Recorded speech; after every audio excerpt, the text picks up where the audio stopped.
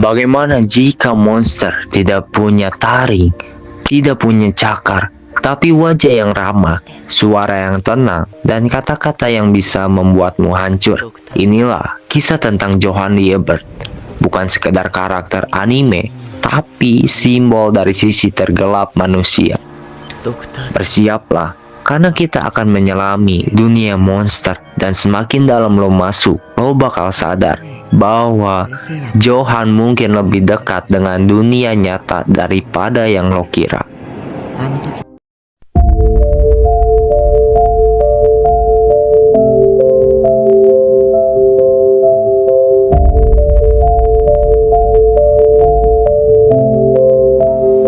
Johann Liebert pertama kali muncul sebagai anak kecil yang tampak polos, diselamatkan oleh Dr. Kenzo Tenma setelah ditembak di kepalanya. Tapi, siapa sangka anak ini bukan sekedar korban. Dia adalah hasil dari sebuah eksperimen kelam di Jerman. Di asuhan itu bukan rumah, tapi neraka. 511 Kinderheim. Di asuhan itu bukan rumah, tapi neraka. Anak-anak di sana dicuci otaknya, dipaksa untuk saling mengkhianati.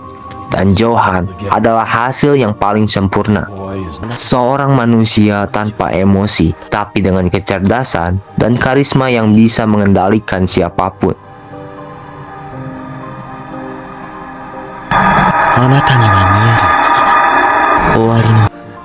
Yang membuat Johann berbahaya bukan kekuatan fisik, tapi pikirannya.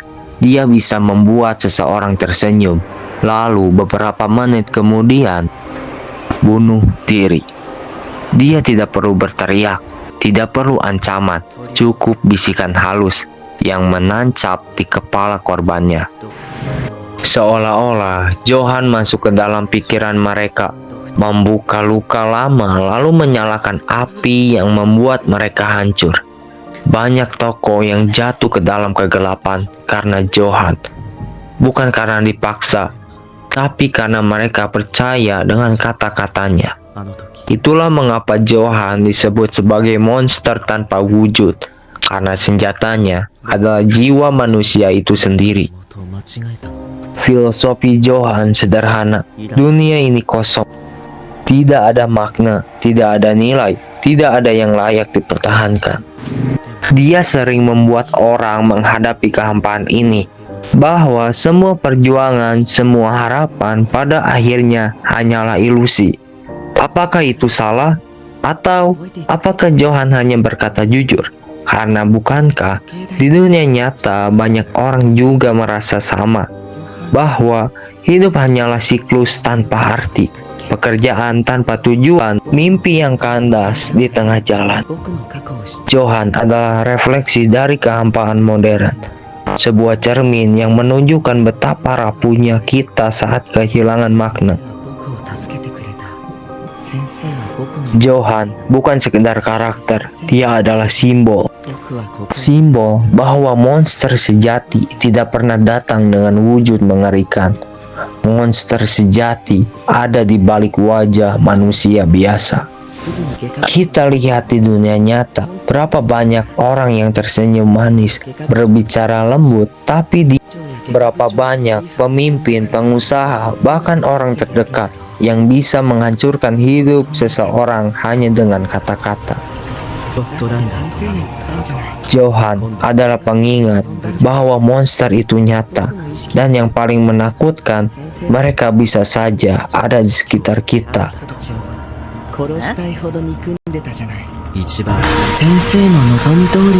Tapi di sisi lain, ada Dr. Kenzo Tenma, seorang dokter yang percaya bahwa setiap nyawa itu berharga. Tenma menyelamatkan Johann waktu kecil. Ironisnya, dengan menyelamatkan satu nyawa, dia justru melepaskan monster yang merenggut ribuan nyawa. Pertarungan antara Tenma dan Johann bukan sekadar kejar-kejaran, tapi pertarungan ideologi. Tenma percaya pada kemanusiaan, Johann percaya pada kehampaan.